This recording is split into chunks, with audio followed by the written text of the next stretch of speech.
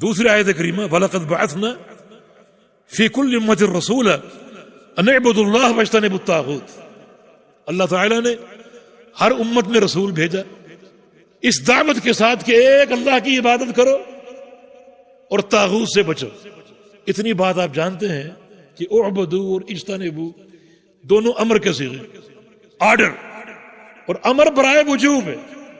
یہ انبیاء کی یہ دعوت ہے جس سے فرضیت کا استدلال ہے کہ اللہ کی عبادت کرنا فرض ہے، کسی اور کی نہیں۔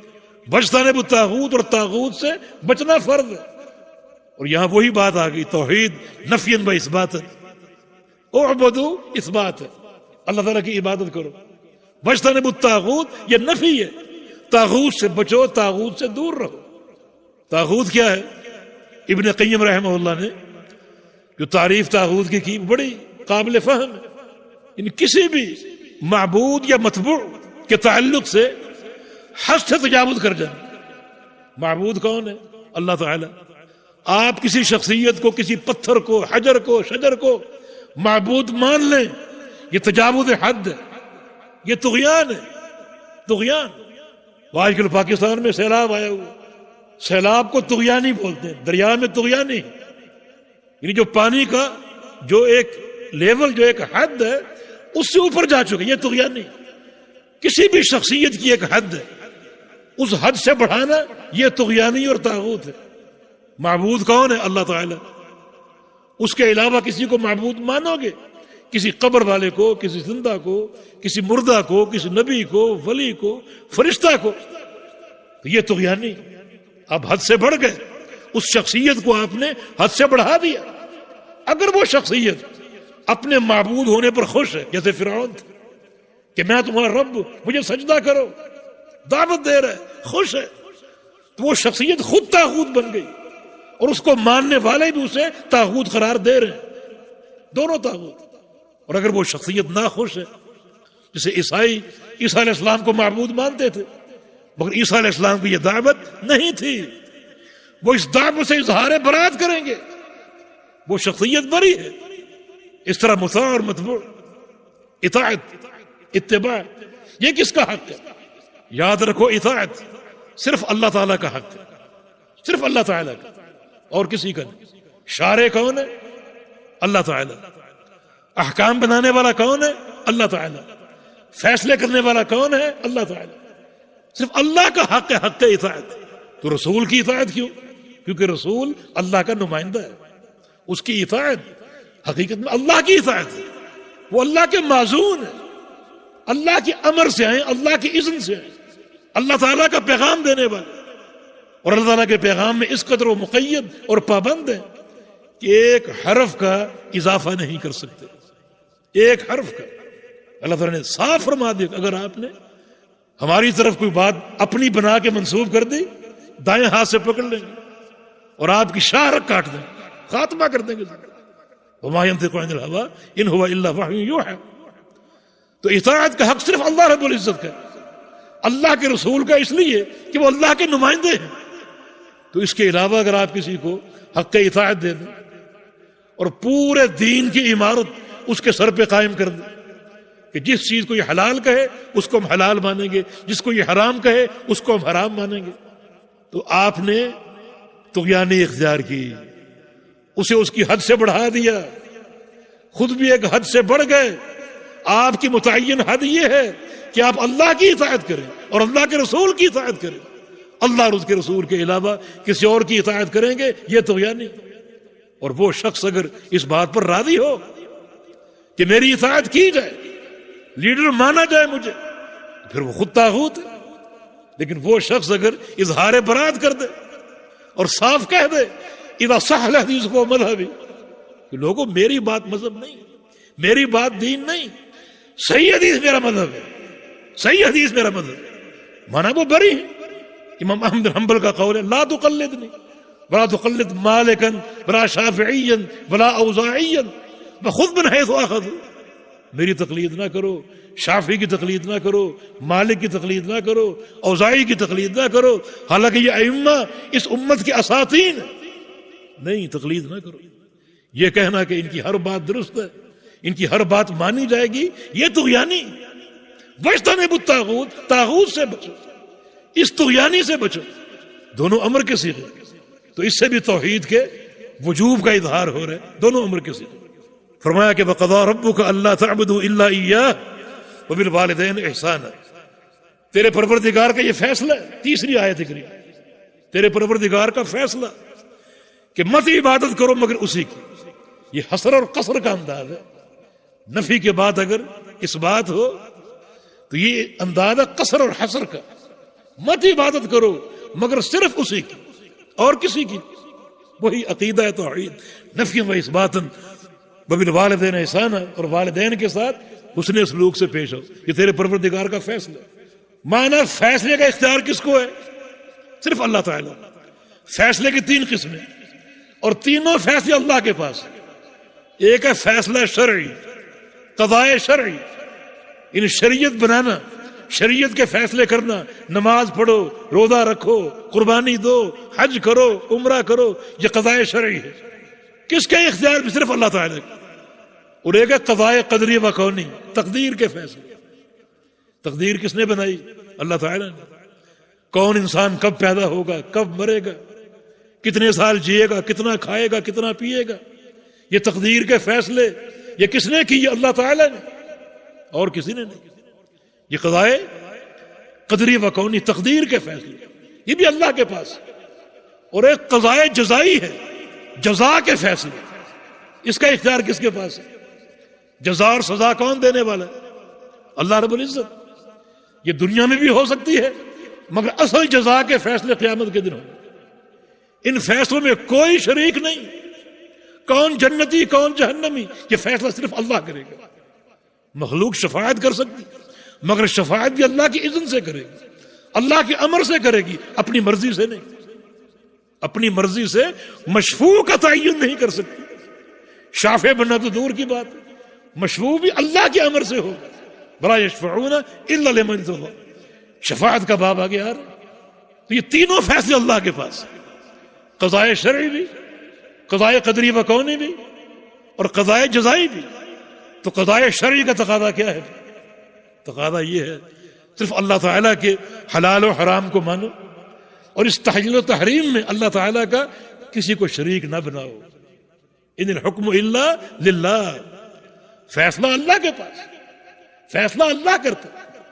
اللہ کے پیغمبر کی دعا، اللہم انی عبدک وابن عبدک وابن امتک ناصیتی بیدک ماض فی حکمک عدل فی قضاؤک۔ یا اللہ تیرا بندہ ہوں اور تیرے ایک نوکر کا بیٹا اور تیری ایک لونڈی کا بیٹا، یا اللہ میری پیشانی تیرے ہاتھ میں، میری پیشانی تیرے ہاتھ میں، اور مجھ پر تیرا حکم نافذ ہے، اور تیرا ہر فیصلہ عدل ہے۔ مالدار کر دے عدل ہے، غریب کر دے عدل ہے، صحت دے دے عدل ہے، بیمار کر دے عدل ہے، ہر فیصلہ عدل ہے۔ وَقَضَىٰ رَبُّكَ، تیرے رب نے فیصلہ کیا، اللہ تعبدوا الا ایاہ، مت عبادت کرو مگر اسی کی۔ یہ انداز قصر ہے، اسلوب حصر ہے، اس کے علاوہ کسی کی عبادت جائز نہیں ہے۔ اور یہیں سے یہ نقطہ توحید اور اس کا وجوب شیخ نے لیا۔ اور والدین کے ساتھ حسن سلوک کرو، اچھے سلوک سے پیش آؤ۔ اور چوتھی آیت کریمہ وَاعْبُدُوا اللَّهَ وَلَا تُشْرِكُوا بِهِ شَيْئًا، یہ وَاعْبُدُوا بھی امر کا صیغہ، اللہ تعالیٰ کی عبادت کرو اور اس کے ساتھ کسی کو شریک نہ ٹھہراؤ۔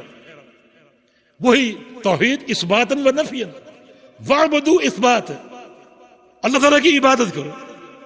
دیکھیں ایک شخص اگر پوری زندگی اللہ تعالیٰ کی عبادت کرتا رہے، پوری زندگی، تو حق توحید ادا ہو گیا۔ اس نے پوری زندگی سجدہ کیا تو اللہ کو، نظر و نیاز اللہ کے لیے، قربانی اللہ کے لیے، ہر عبادت اللہ کے لیے، حق توحید ادا ہو گیا؟ نہیں، یہ صرف اثبات ہے، اور خالی اثبات توحید کے لیے کافی نہیں۔ جب تک نفی نہیں کرو، جب تک ہر غیر اللہ کا انکار نہیں کرو، اس وقت تک بات نہیں بنے گی۔ یہ توحید کی نزاکت۔ اگر صرف یہ کہو کہ اللہ معبود ہے تو اس میں غیر کی شراکت ختم نہیں ہو رہی، اور اگر صرف یہ کہو کہ غیر اللہ معبود نہیں ہے تو اس میں اللہ تعالیٰ کا اس بات ثابت نہیں ہو رہا۔ جب تک دونوں باتیں نہ کہو کہ اللہ تعالیٰ ہی معبود ہے، اس کے سوا کوئی معبود نہیں، اس میں شراکت کی بھی نفی ہے اور اللہ کے معبود ہونے کا ٹھوس اس بات، نفی و اس بات ہے۔ یہ سورہ نساء کی آیت ہے، اس میں بہت سے حقوق کا ذکر، تو ہم صرف ترجمے کی حد تک وہ حقوق پڑھ لیتے ہیں ایک فائدے کی خاطر۔ پڑھیے۔ وَاعْبُدُوا اللَّهَ وَلَا تُشْرِكُوا بِهِ شَيْئًا وَبِالْوَالِدَيْنِ إِحْسَانًا وَبِذِي الْقُرْبَى وَالْيَتَامَى وَالْمَسَاكِينِ وَالْجَارِ ذِي الْقُرْبَى وَالْجَارِ الْجُنُبِ وَالصَّاحِبِ بِالْجَنبِ وَابْنِ السَّبِيلِ وَمَا مَلَكَتْ أَيْمَانُكُمْ إِنَّ اللَّهَ لَا يُحِبُّ مَنْ كَانَ مُخْتَالًا فَخُورًا۔ جزاک اللہ خیرا۔ اس آیت کو ایک عنوان دیا بعض علماء نے، حقوق عشرہ کی آیت ہے، اس میں 10 حقوق کا ذکر، اور سب سے مقدم حق کیا ہے؟ سب سے پہلا حق کون سا ہے؟ وَاعْبُدُوا اللَّهَ، اللہ کا حق توحید، اس کا حق عبادت۔ تو سارے حقوق میں اللہ رب العزت کا حق توحید مقدم ہے۔ اللہ تعالیٰ کی عبادت کرو اور اس عبادت میں کسی کو شریک نہ ٹھہراؤ۔ وبالوالدین احسان، اور والدین کے ساتھ حسن سلوک سے پیش آؤ، حسن سلوک سے۔ تیسرا حق کیا ہے بتائیے جی؟ وَبِذِي الْقُرْبَى، وبذل القربہ، اور قرابت داروں کے ساتھ، یہ رحم، اولو الارحام، رشتوں کو جوڑو، رشتوں کو ملاؤ، توڑو نہیں، حسن سلوک سے پیش آؤ۔ چوتھا حق کیا ہے؟ وَالْيَتَامَى، یتیموں کے ساتھ حسن سلوک، یتیموں کے ساتھ۔ یتیم وہ بچہ جس کا والد فوت ہو جائے اور یتیمی کی حد بلوغت تک ہے، بلوغت سے قبل تک وہ یتیم ہے، اس کا حق ادا کرو اور اس کا خیال رکھو جی۔ والمساکین، اور مساکین کے ساتھ۔ مسکین کون ہے؟ مسکین وہ شخص ہے اصطلاحاً جس کے پاس ملازمت ہو یا کوئی کاروبار ہو مگر وہ اس کی ضرورت کے لیے کافی نہ ہو۔ ایک ہوتا ہے غریب اور ایک مسکین۔ غریب وہ ہے جس کے پاس وسائل آمدنی نہ ہو، اور مسکین وہ ہے جس کے پاس وسائل آمدنی ہو مگر اس کی ضرورتیں زیادہ ہوں، اس کے لیے کفایت نہ کرے۔ وہ اما السفینہ فکانت لمساکین، وہ سفینہ موسیٰ اور خضر کے واقعے میں کشتی کس کی تھی؟ کچھ مساکین کی تھی، مانا کاروبار تھا ان کا مگر پھر بھی مسکین، اس لیے کہ وہ آمدنی ان کی ضرورت کے لیے کافی نہیں تھی۔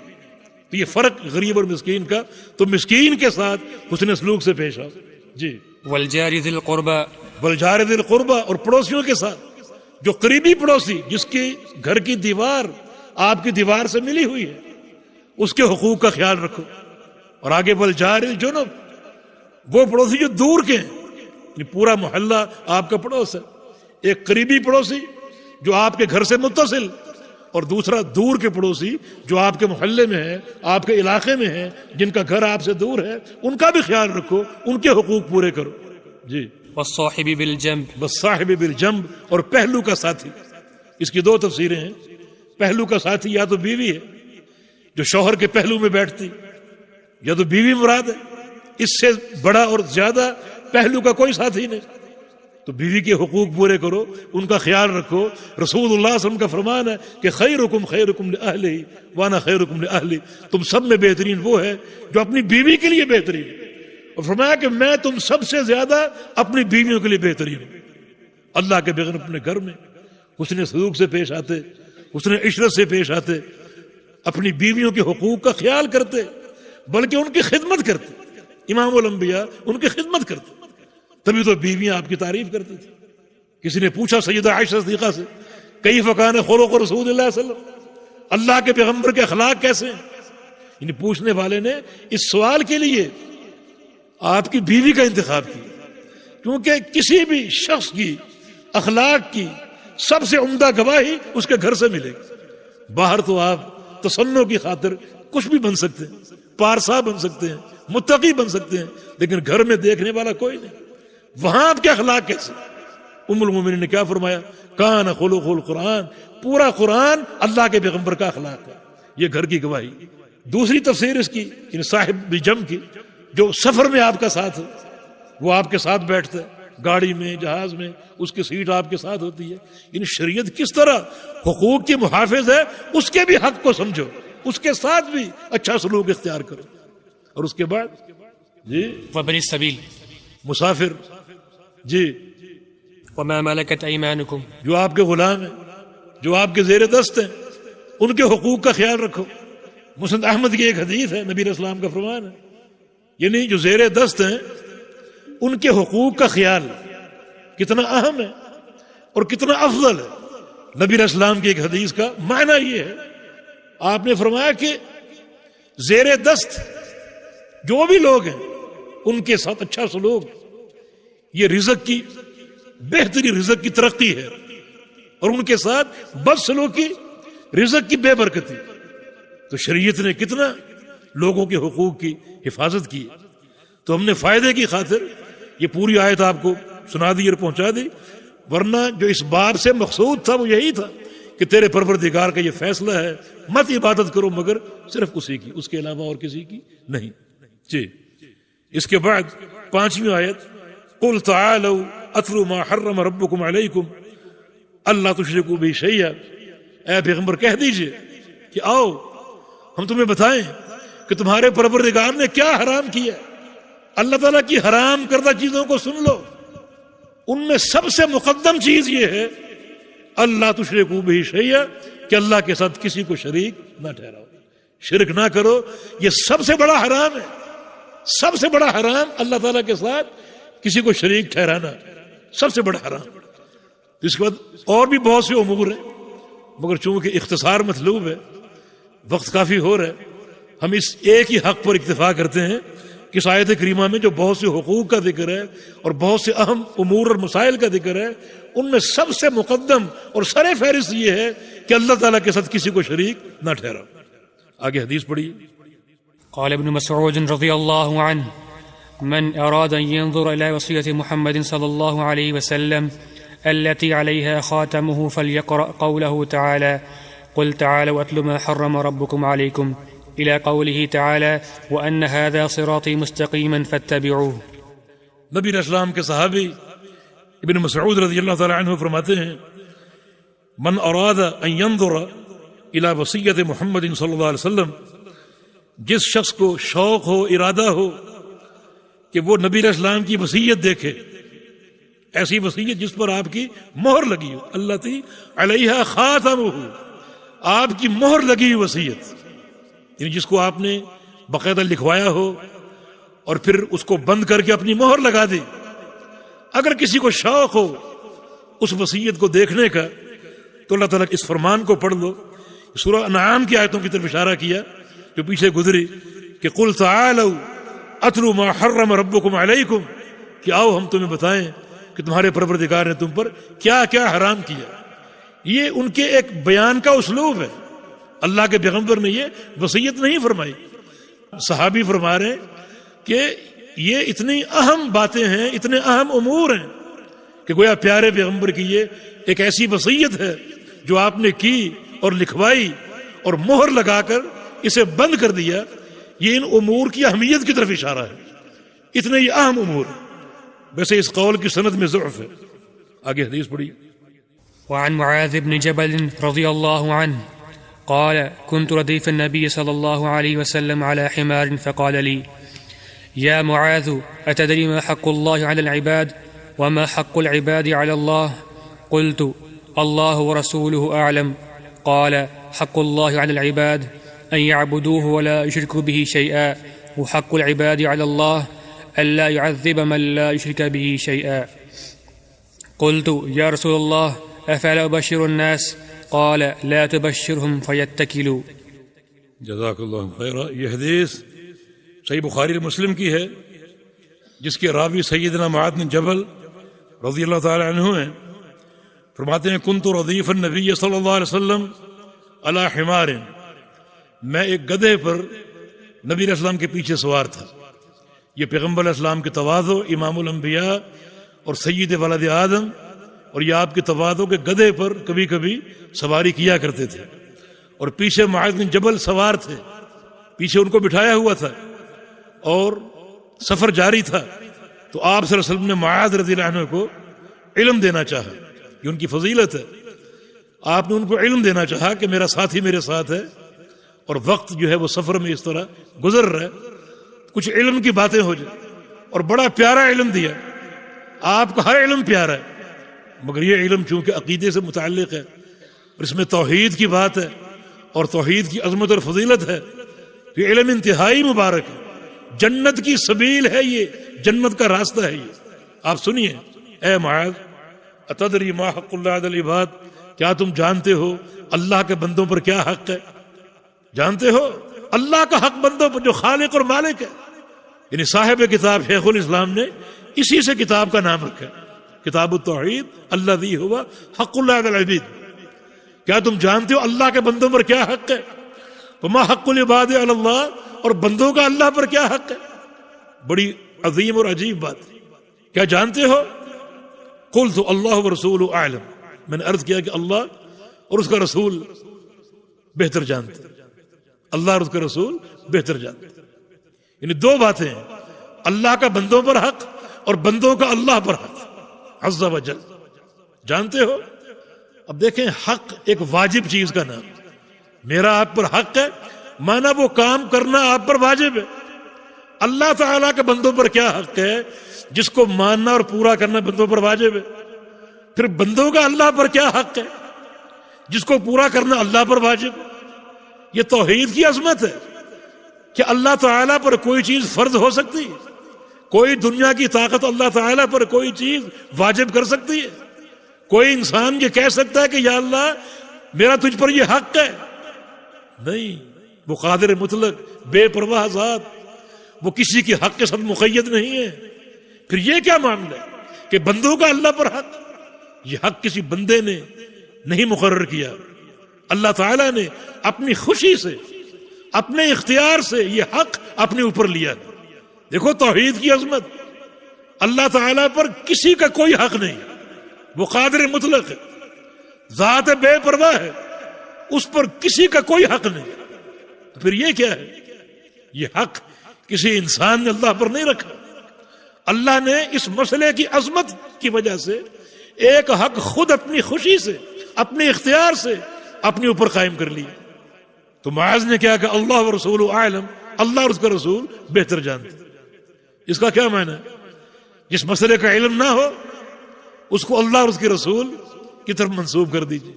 اللہ تعالیٰ بہتر جانتا ہے اور اللہ کا رسول بہتر جانتا ہے۔ کب؟ جب رسول اللہ سامنے موجود ہے۔ اب آپ موجود نہیں، اپنا وقت پورا کر کے جا چکے ہیں، اب یہ نہیں کہا جا سکتا اللہ و رسول اعلم۔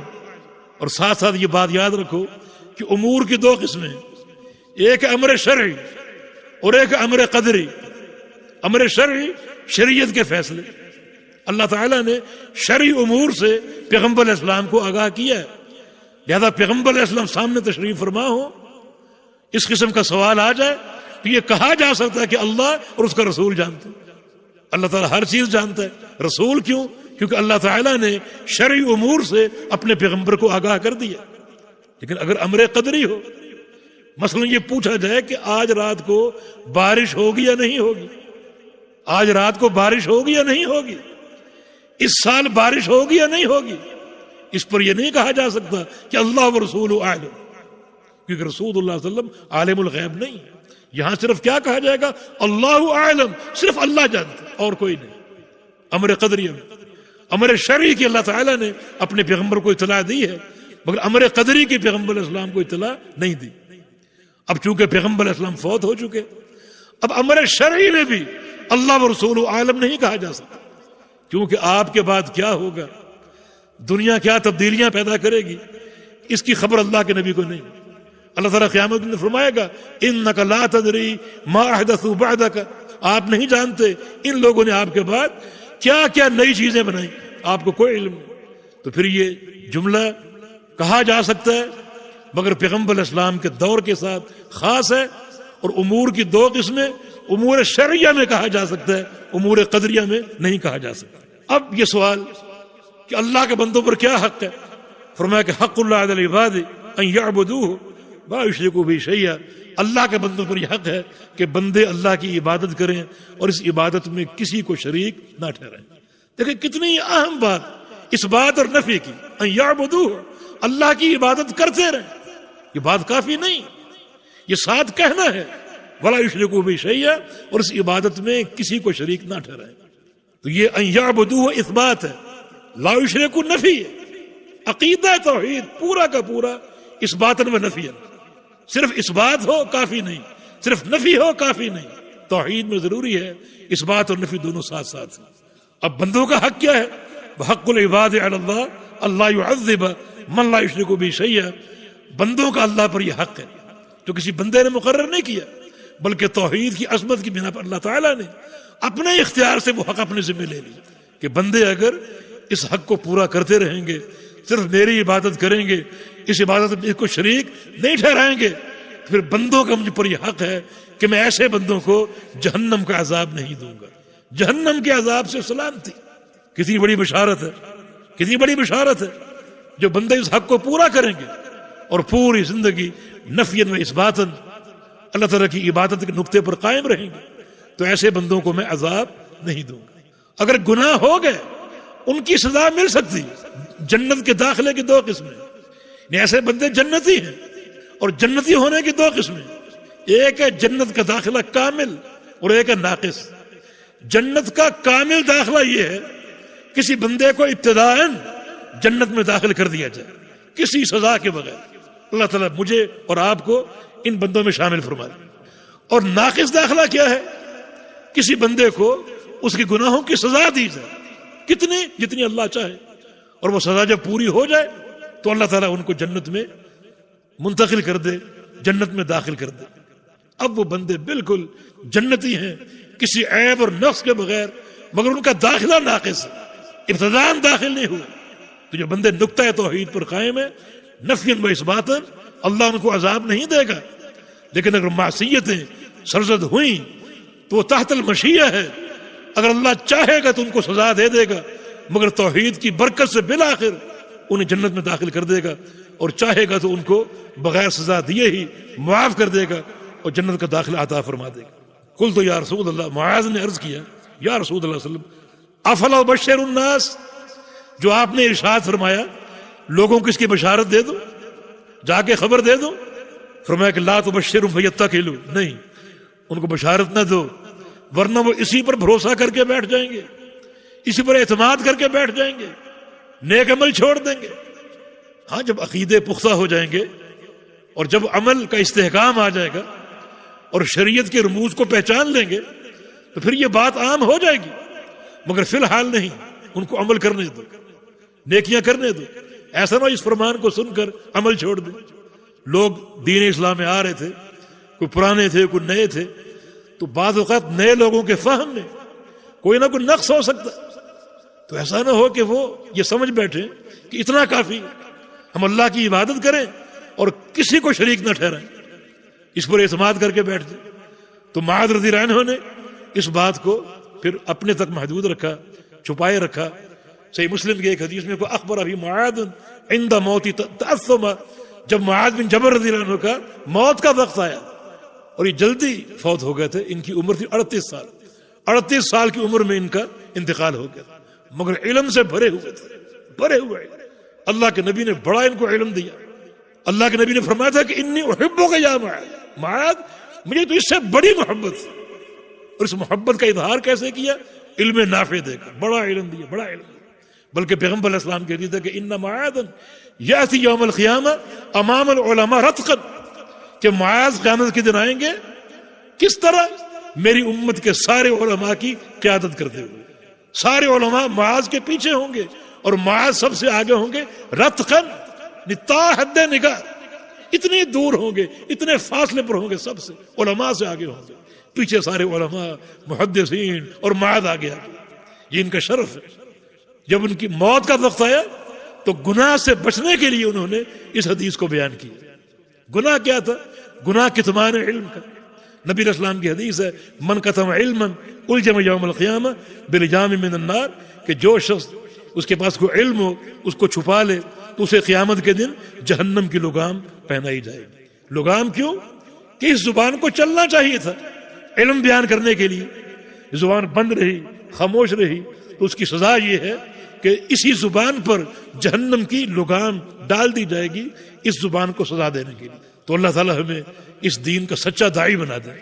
بحمدللہ یہ پہلا باب ختم ہو گیا، اس میں قدر تفصیل تھی کہ کچھ قواعد ایسے ابتدائی باتیں جو ہم نے بیان کر دی، تو آگے انشاءاللہ اختصار سے کام لیتے ہیں. جی قال المؤلف رحمه الله تعالى في باب فضل التوحيد وما يكفر من الذنوب، وقول الله تعالى الذين آمنوا ولم يلبسوا إيمانهم بظلم أولئك لهم الأمن وهم مهتدون. جی جزاک اللہ خیر. دوسرا باب، باب فضل التوحید وما یکفر من الذنوب، توحید کی فضیلت اور یہ کہ توحید گناہوں کا کفارہ ہے. توحید کی برکت سے گناہ معاف ہوتے ہیں، اللہ تعالیٰ گناہ معاف کرتا ہے. عقیدہ توحید اتنا برگزیدہ عقیدہ ہے کہ اس سے گناہ معاف ہوتے ہیں. گناہ کے معاف ہونے کی کئی صورتیں، ایک ایک اللہ تعالیٰ توحید کی برکت سے گناہ معاف کر دے، بندے سے خوش ہو اور خوش ہو کر گناہ معاف کر دے. دوسری صورت قیامت کے دن اللہ تعالیٰ گناہ گار موحد کو اپنے پیغمبر کی شفاعت کا حق دے دے. یہ حق موحدین کے لیے خاص ہے اگر وہ گناہ گار ہے. ابو ہریرہ نے پیغمبر صلی اللہ علیہ وسلم سے پوچھا من اسعد الناس بشفاعتک یوم القیامہ، کہ یا رسول اللہ صلی اللہ علیہ وسلم وہ کون خوش نصیب لوگ ہیں جن کی قیامت کے دن آپ شفاعت کریں گے، کون خوش نصیب لوگ؟ تو رسول اللہ صلی اللہ علیہ وسلم نے ارشاد فرمایا اسعد الناس بشفاعت یوم القیامہ من قال لا الہ الا اللہ خالصا من قلبہ، میری شفاعت قیامت کے دن صرف ان لوگوں کو نصیب ہوگی جو لا الہ الا اللہ کہیں، بالکل خالص ہو کر، دل سے کہیں اور خالص ہو کر کہیں، کوئی شرک کی ملاوٹ نہ ہو، ایک ذرے کے برابر بھی نہیں، سوئی کے ناکے کے برابر بھی نہیں، شرک کی ملاوٹ نہ ہو، اور بالکل خالص اور مخلص ہو کر اس کلمے کو جانیں، پڑھیں، اس کا اقرار کریں، دل سے گواہی دیں اور عمل سے اس کی پوری ترجمانی کریں، تو ان لوگوں کو قیامت کے دن میری شفاعت کا حق نصیب ہو جائے گا. لکل نبی دعوت مستجابہ قد دعا بها، اللہ نے ہر نبی کو ایک مستجاب دعا کا اختیار دے رکھا. کر لو دعا، میں قبول کروں گا. ہر نبی کر چکا ہے، میری باری آئی، اللہ نے مجھے بھی اس دعا کا حق دیا کہ تم بھی ایک دعا جو چاہو کر لو، میں وہ قبول کروں گا. مگر اللہ کے پیغمبر فرماتے ہیں کہ میں نے اس دعا کا حق دنیا میں استعمال نہیں کیا. اللہ اکبر، یہ امت سے محبت کی نشانی. دنیا میں استعمال نہیں کیا. جنگ احد میں بڑی کٹھن گھاٹی آ گئی تھی، نڈھال ہو کر گر گیا تھا، دندان ٹوٹ گئے، سر زخمی، چہرہ زخمی. اس وقت یہ حق استعمال کر سکتا تھا، نہیں کیا. وادی طائف میں لوگوں نے پتھر مارے، لہو لہان کر دیا، بے ہوش ہو کر گر گئے، کپڑے سرخ ہو گئے، یہ حق استعمال نہیں کیا. فرمایا کہ ادخرت بدعوتی شفاعۃ لامتی یوم القیامہ، میں نے اپنی دعا کا حق محفوظ کیا ہوا ہے قیامت کے دن کے لیے، اپنی امت کو شفاعت کر کے بخشوانے کے لیے. اس دن یہ حق استعمال ہو، پوری امت کو نہیں. فرمایا کہ وہی نائلۃ لمن مات من امتی لا یشرک باللہ شیئا، میری شفاعت کا حق سن لو، میری امت کے صرف اس فرد کو نصیب ہوگا جس کی موت اس طرح ہے کہ اس نے اللہ کے ساتھ کسی کو شریک نہ مقرر کیا ہو. یہ حق موحد کے لیے. تو وما یکفر من الذنوب، توحید گناہوں کو مٹا ڈالتی ہے، گناہوں کا کفارہ ہے، جس کی بہت سی صورتیں. اللہ تعالیٰ کا فرمان الذین آمنوا ولم یلبسوا ایمانہم بظلم، جو لوگ ایمان لائے اور ان کے ایمان میں ظلم شامل نہیں، ظلم شامل نہیں، اولئک لہم الامن، ان کے لیے امن ہے، وہ مہتدون، یہی لوگ ہدایت یافتہ، سچا ایمان لائیں اور ان کے ایمان میں ظلم نہ ہو. یہ آیت کریمہ اتری، اس سے آپ اندازہ کریں کہ حدیث کی کیا ضرورت اور کیا اہمیت ہے. صحابہ میں ایک زلزلہ طاری ہو گیا کہ ایمان لائیں اور ظلم نہ کریں. ظلم تو ہو ہی جاتا ہے، کبھی اپنے نوکر پر کر بیٹھتے ہیں، اپنی بیوی کر بیٹھتے ہیں، کبھی اپنے بیٹے پر کر بیٹھتے ہیں، دوست پر کر بیٹھتے ہیں، اپنے اوپر کر بیٹھتے ہیں، ظلم تو ہو ہی جاتا ہے. اور اللہ نے کیا فرمایا کہ جو ایمان لائیں اور ظلم کی آمیزش نہ ہو، امن صرف ان کے لیے، ہدایت صرف ان کے لیے. تو کون بچے گا؟ صحابہ اللہ کے پیغمبر کے پاس آ گئے، یا رسول اللہ صلی اللہ علیہ وسلم، یہ آیت تو کمر توڑ دینے والی، بھلا ظلم کون نہیں کرتا؟ ہر ایک سے ہو جاتا ہے. رسول اللہ صلی اللہ علیہ وسلم نے ارشاد فرمایا کہ یا ظلم کا معنی وہ نہیں جو تم سمجھے. اللہ تعالیٰ کے عبد صالح لقمان کا قول تم نے نہیں پڑھا، یا بنی لا تشرک باللہ ان الشرک لظلم عظیم، اے بیٹے اللہ کے ساتھ شرک نہ کرنا، شرک ظلم عظیم ہے. یہاں ظلم سے مراد وہ ظلم نہیں جو تم سمجھے ہو، یا ظلم سے مراد شرک ہے. گویا ظلم کے دو معنی، ایک زیادتی کرنا، اس ظلم کے مقابلے میں عدل ہے، اور ایک ظلم شرک کرنا، اس ظلم کے مقابلے میں توحید اختیار کرے، ظلم سے بچے، اور اس کے ایمان میں، اس کی توحید میں کسی اعتبار سے شرک کی آمیزش نہ ہو، اس کے لیے امن، دنیا میں امن، مرنے کے بعد قبر میں امن، قیامت کے دن امن، امن ہی امن۔ وہم مہتدون، اور یہ لوگ ہدایت پائیں گے، یہ لوگ راستہ پائیں گے، دنیا میں صراط مستقیم کا سیدھا راستہ، اور قیامت کے دن جنت کا راستہ۔ جنت کہاں ہے کوئی نہیں جانتا، کوئی نہیں جانتا۔ کوئی شخص اپنی مرضی سے جنت کی طرف جا کر دیکھے، اس کو ملے گی ہی نہیں۔ جنت کس کو ملے گی؟ جس کو جنت کا راستہ اللہ دکھائے گا۔ وہم مہتدون، یہ لوگ ہدایت یافتہ ہیں، راستہ دکھائے جائیں گے۔ دنیا میں عقیدے کی سلامتی کا، اسلام کا، ایمان کا، اور توحید خالص کا، اور قیامت کے دن جنت کا۔ جنت کسی کو نہیں ملے گی جب تک اللہ تعالیٰ راستہ نہ دکھا دے۔ الحمدللہ الذی ہدانا لہذا، جنتی جنت میں پہنچ جائیں گے، پھر کہیں گے کہ اللہ کا شکر جس نے ہمیں جنت کا راستہ دکھا دیا۔ وما کننا لنہتدی، ہم اس کا راستہ پا ہی نہیں سکتے، جنت کہاں ہے ہمیں معلوم ہی نہیں تھا، اللہ نے راستہ دکھایا۔ راستہ کس کو دکھایا جائے گا؟ الذین آمنوا، جن کی توحید خالص ہو، ایمان لے آئے، اور ان کے ایمان میں شرک کی رتی برابر بھی، ایک سوئی کے ناکے کے برابر بھی ملاوٹ نہ ہو۔ تو آیت کریمہ یہ توحید کی عظمت ہے، مانا ایک موحد انسان دنیا میں بھی امن میں ہے، ہدایت یافتہ ہے، قبر میں بھی امن میں، ورنہ قبر کا عذاب بڑا شدید ہے۔ بچاؤ چاہتے ہو توحید، قیامت کے دن امن میں، قیامت کی ہولناکیاں، قیامت کا زلزلہ، اور قیامت کے مختلف مراحل، ان سب میں امن حاصل ہوگا ایک موحد انسان کو، اور یہ لوگ ہدایت پائیں گے، راستہ پائیں گے دنیا میں عقیدے کا اور توحید کا، اور قیامت کے روز جنت کا۔